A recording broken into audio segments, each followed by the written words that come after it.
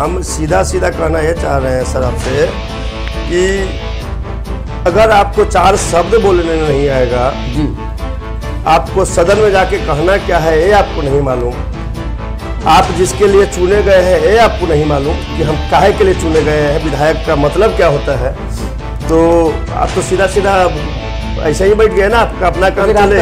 आज करीब 1.5 साल पहले तार बिजली खंभा हुआ है, लेकिन 2-2 महीना लाइन नहीं रहती हमारे गांव में। 2-2 महीने हमारा जिंदगी है। हमारे बच्चे रायपुर से आके यहाँ अभी रह रहे हैं, बोलते हैं पापा रायपुर कब जाएंगे। आज वो जो बोले कि हम घर घर बिजली पहुँचाए हैं, तो तार तो सही पहुँचा दिए, तार पहुँची है, लेकिन तार से बिजली नहीं जाएगा ना, बिजली देना भी तो पड़ेगा।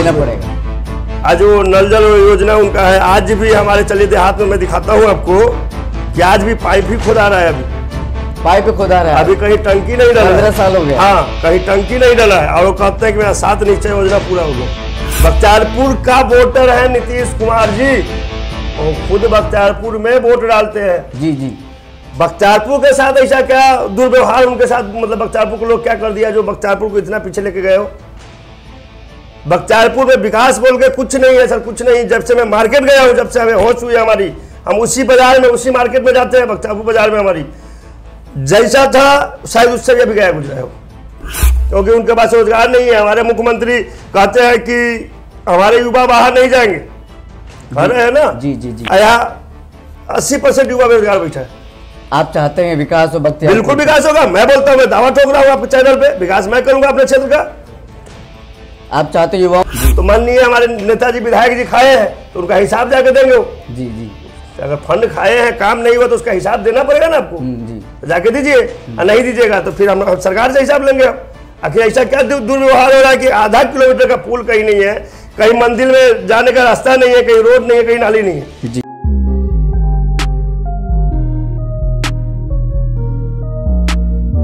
नमस्कार, आप देख रहे हैं भारत लाइव। मैं हूं आपके साथ विशाल यादव। आपने अक्सर हमको देखा होगा फील्ड रिपोर्टिंग करते हुए, ग्राउंड रिपोर्टिंग करते हुए, और हम हर जगह जा रहे हैं, कवरेज कर रहे हैं। बिहार में विधानसभा चुनाव चल रहा है, तमाम नेताओं से हम भी बात कर रहे हैं और उनकी राय ले रहे हैं, जनता से पूछ रहे हैं किसकी होगी सरकार, कौन बनेगा इस बार का मुख्यमंत्री।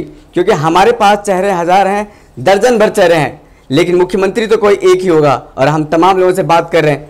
इसी क्रम में आज हमने एक ऐसा नेता को बुलाया है, अगर उसको सत्ता मिले या फिर आपका प्यार मिले, जनप्रतिनिधि बनेंगे आपके क्षेत्र के, तो वाकई में काम करेंगे। क्योंकि जैसा हमने उनसे बात किया, क्षेत्र गए थे और क्षेत्र में बात की उनसे, तो वाकई में लगा कि अगर ये सिस्टम बदलने का मादा रखते हैं नेता, तो इनको जरूर जनता प्यार देगी। हमारे साथ हैं राष्ट्रवादी जनलोक पार्टी के, सत्य हैं, मतलब झूठ की बात नहीं है, सत्य बात है, राजू कुमार सिंह, और उनसे जानेंगे क्या है उनका विकास का मुद्दा, क्या वो क्षेत्र में काम करेंगे, अगर उनको जनता प्यार देती है, जनप्रतिनिधि बनाती है, तो क्या करेंगे, उनसे पूछेंगे। इनका क्षेत्र है बख्तियारपुर विधानसभा है, 180 बख्तियारपुर विधानसभा क्षेत्र है इनका, और वहां से ये आते हैं। जनता का प्यार बना रहे, इसके आपसे मैं गुजारिश करूंगा कि ज्यादा से ज्यादा लोगों तक हमारी वीडियो को शेयर करें और हर लोगों तक पहुंचाएं। नेताजी, सबसे पहले आपका स्वागत है हमारे भारत लाइव में।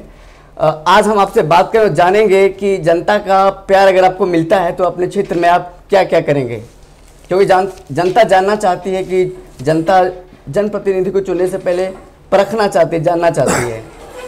सबसे पहले तो हमारे 180 बख्तियारपुर विधानसभा क्षेत्र की सभी नागरिक को मेरा हाथ जोड़ के प्रणाम है। मैं राजू कुमार सिंह, घर रूपसवा हाजी, और इस बार अगर आप हमें प्यार अपना दुलार दिए तो हम वह सब काम करने के लिए आतुर है जो आज तक किसी नेता ने, किसी मुख्यमंत्री ने हमारे बख्तियारपुर विधानसभा क्षेत्र के लिए सोचा नहीं है। उस ढंग से हम काम को सोचे हैं और उस काम को हम करेंगे। चलिए मैं बता दूं, बख्तियारपुर से कुल 18 प्रत्याशी हैं जो इस बार मैदान में हैं और इस बार चुनाव लड़ेंगे, और जीत तो किसी एक की होनी है। लेकिन 18 में से जो मेन मुख्य चेहरे हैं, मैं उनका नाम बता दूं। लल्लू मुखिया हैं, रणविजय सिंह उनका कहा जाता है, और इस बार के विधायक भी हैं, इस बार भी विधायक बीजेपी से हैं।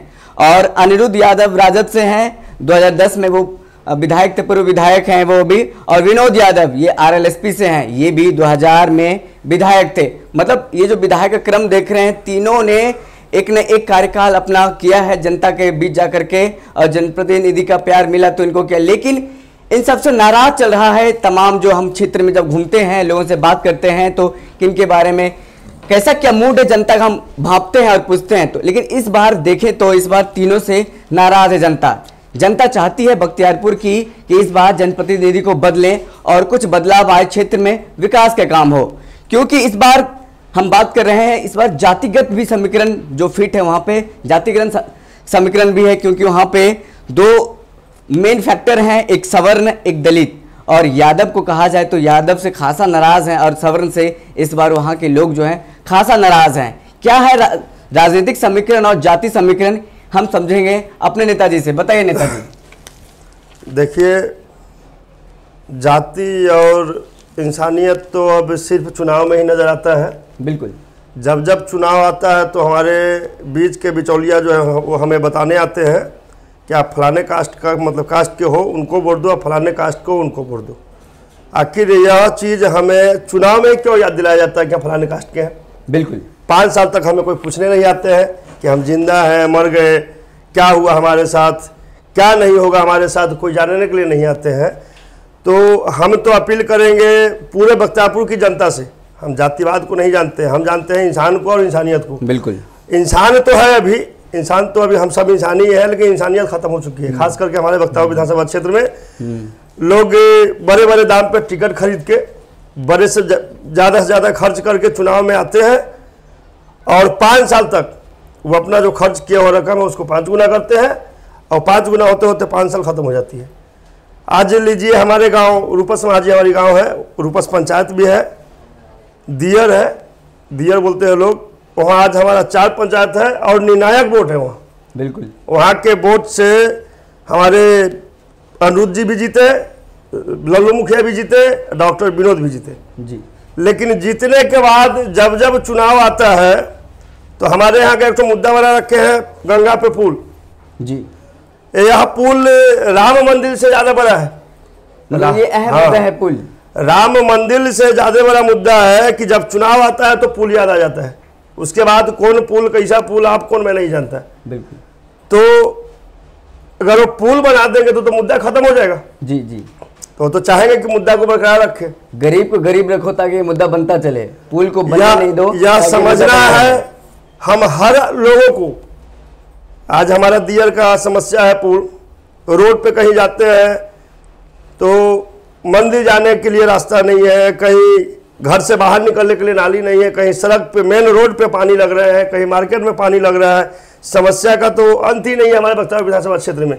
चूँकि जो भी आए हैं वो अपने आय को 5 साल में कम से कम अगर कुछ नहीं किए तो 5 गुना किए कम से कम। अब वो जब हम प्रतिनिधि को चुनते हैं तो उस समय तक तो वो आम आदमी है जी।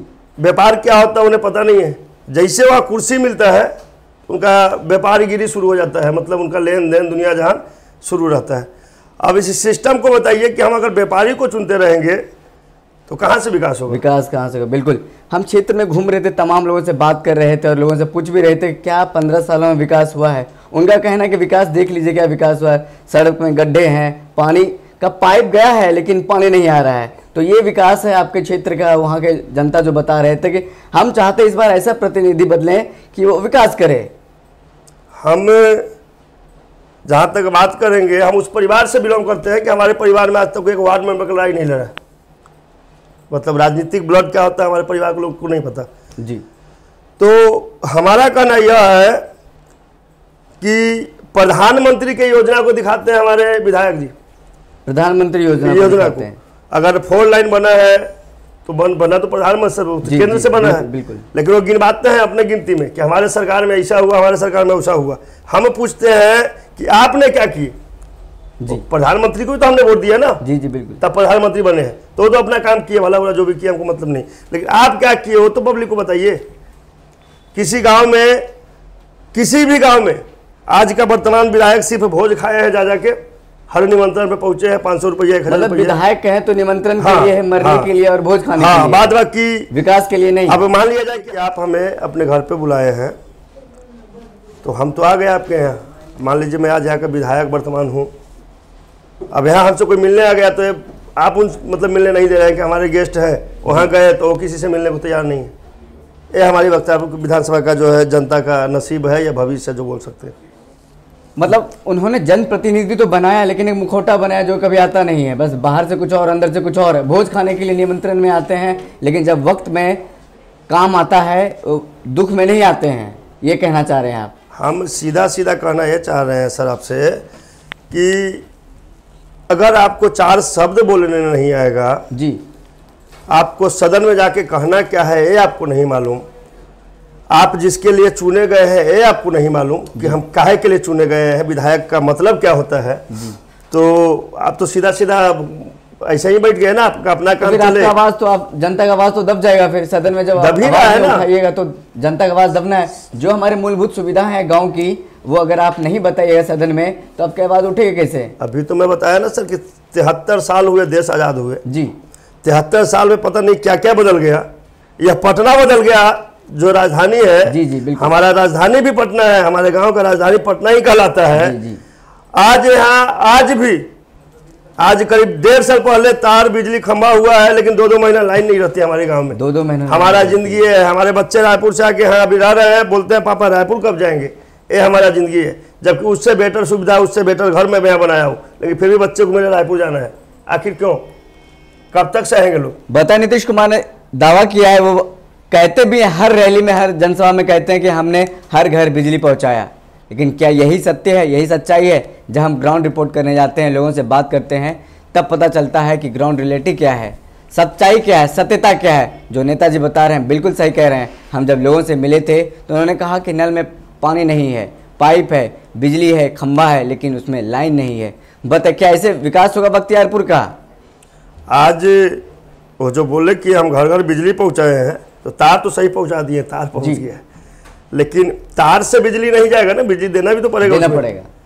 आज वो नल जल योजना उनका है, आज भी हमारे चलिए देहात में मैं दिखाता हूँ आपको कि आज भी पाइप ही खोदा रहा है। अभी पाइप खोदा रहा है, अभी कहीं टंकी नहीं डला। 15 साल हो गया। हाँ, कहीं टंकी नहीं डला है, और वो कहते हैं कि मेरा 7 निश्चय योजना पूरा हो गया। बख्तियारपुर का वोटर है नीतीश कुमार जी, वो खुद बख्तियारपुर में वोट डालते हैं। जी जी। बख्तियारपुर के साथ ऐसा क्या दुर्व्यवहार उनके साथ, मतलब बख्तियारपुर को लोग क्या कर दिया जो बख्तियारपुर को इतना पीछे लेके गए हो?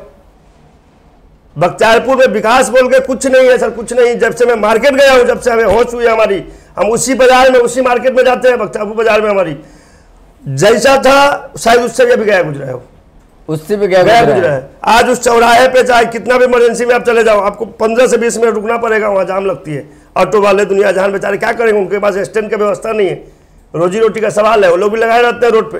गरीब का तो कोई कसूर ही नहीं है, कसूर तो हमारा है। जब सुविधा नहीं देंगे तो जाम लगेगा ना। एक बात मुझे आपकी अच्छी लगी कि आपने कहा था कि हम राजनीति में नहीं आना चाहते, लेकिन वहाँ की जो बेसिक सुविधाएं, मूलभूत सुविधाएं नहीं, इसके कारण हम राजनीति में आए हैं और चाहते हैं कुछ विकास करें। हमारे साथ अभी एक घटना घटा था। हमने घर बनाया ही जहाँ गांव बता रहा हूँ रूपसवाजी में, उसका गृह प्रवेश किया। तो उस गृह प्रवेश में हर कोई चाहता है कि अगर खर्च किए हैं तो 5 भाई को खिला दे, बिल्कुल पूजा पाठ हुआ है, प्रसाद खा ले। उसको लोग राजनीतिक मुद्दा दे दिए, हमारे ऊपर केस करवा दिए, लॉकडाउन के उल्लंघन का केस करवाया हमारे ऊपर। हम घर बनाए, हमारे घर जाने के लिए रास्ता नहीं, हमारे पास रास्ता नहीं। हमारे 4 व्हीलर हमारे घर से करीबन 200 मीटर अलग खड़ा होता है। ये हमारी जिंदगी है। आज हमारे युवा जिसको हम बोलते हैं, उनके पिताजी कहीं और बैठ के ताश खेल रहे हैं, युवा कहीं और बैठ के ताश खेल रहे हैं। बिहार का जिंदगी है, हमारे वक्ता का जिंदगी, क्योंकि उनके पास रोजगार नहीं है। हमारे मुख्यमंत्री कहते हैं कि हमारे युवा बाहर नहीं जाएंगे, कह रहे हैं ना। जी जी जी। 80% युवा बेरोजगार बैठा है। आप चाहते हैं विकास हो बख्तियारपुर? बिल्कुल विकास होगा। मैं बोलता हूँ, मैं दावा ठोक रहा हूँ आपके चैनल पे, विकास मैं करूंगा अपने क्षेत्र का। आप चाहते युवाओं को रोजगार मिले, आपकी बात उठाई जाए। हाँ, बिल्कुल। जनता की बात उठाई जाए बख्तियारपुर, बिल्कुल जनता की बात आपके द्वारा उठाई जाए। आप सदन में जाइएगा जब, तो बात उठाइए, आवाज उठाइएगा, क्योंकि वहाँ बोलने वाला आदमी अगर पहुंचेगा जो बोल सकता है, तो ऑटोमेटिक या तो अगर हमारा फंड उठा है तो माननीय हमारे नेताजी विधायक जी खाए हैं तो उनका हिसाब जाके देंगे वो। जी जी। अगर फंड खाए हैं, काम नहीं हुआ तो उसका हिसाब देना पड़ेगा ना आपको। जी, जाके दीजिए, और नहीं दीजिएगा तो फिर हम सरकार से हिसाब लेंगे। आखिर ऐसा क्या दुर्व्यवहार हो रहा है कि आधा किलोमीटर का पुल कहीं नहीं है, कहीं मंदिर में जाने का रास्ता नहीं है, कहीं रोड नहीं है, कहीं नाली नहीं है जी। स्कूल है तो टीचर नहीं है, हॉस्पिटल है तो डॉक्टर नहीं है। आज 4 पंचायत, वहाँ 20 से 25 हजार वोट हमारे दियर में है, उस 4 पंचायत में एक स्वास्थ्य केंद्र का व्यवस्था नहीं है। हमारे यहाँ अगर किसी को ऐसा इमरजेंसी होता है तो उसको नाव पार करते करते उसकी प्राण चली जाती है। ये हमारी व्यवस्था है बख्तियारपुर का। तो आपने देखा कि क्या हाल है, हम तो बता ही रहे हैं, लाइव कर रहे हैं, लोगों को बता रहे हैं, तमाम चीजें बता रहे हैं, लेकिन आज नेता के मुंह से सुनिए कि क्यों राजनीति में आए हैं। उन्होंने देखा कि यहाँ पर विकास नहीं हो रहा है। तमाम जो 2005 से 2000 से देखें तो लोग ठगा महसूस कर रहे हैं।